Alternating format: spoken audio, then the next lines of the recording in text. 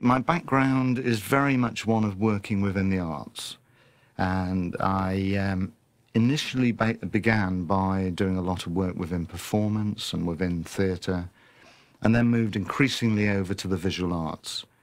I then got involved in setting up and running art centres, and during my period running one in Manchester, Corner House, I began publishing.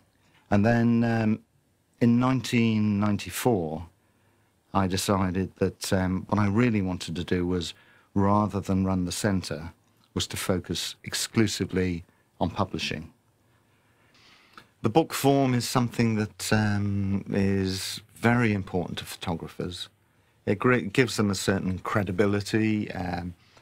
It's almost a portable portfolio as well. It's something that they can send out to curators, to other people that they want to reach very easily.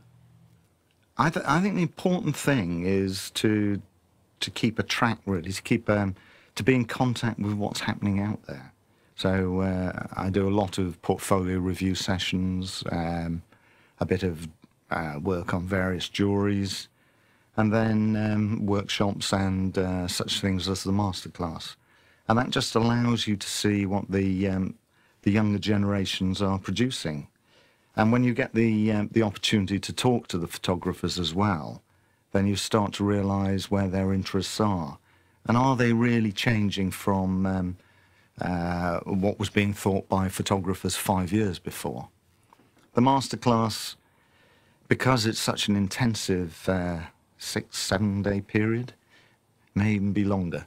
It's certainly a long, intense period where you're working closely with photographers, and you really begin to recognise what they're trying to say, where they're trying to move, and where they have particular skills in developing.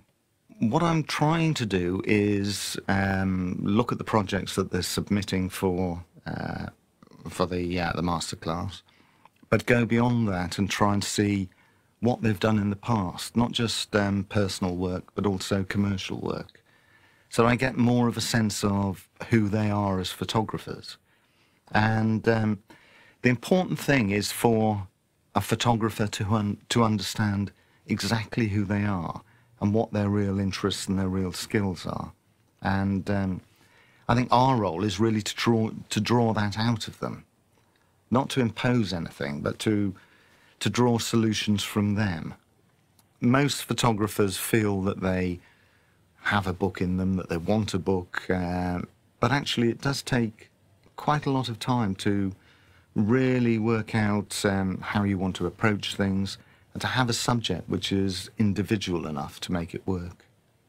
I probably receive or look at over 2,000, probably 2,000 to 2,500 projects each year. And we publish, on average, 18 to 20. It does mean that we make very idiosyncratic decisions. Some are based on thinking that actually this will work commercially. Others are based on simply an absolute love for the project. And you never know which ones turn out to be commercially successful in the end. So sometimes the ones that you think are the commercial hits are the ones that fail miserably.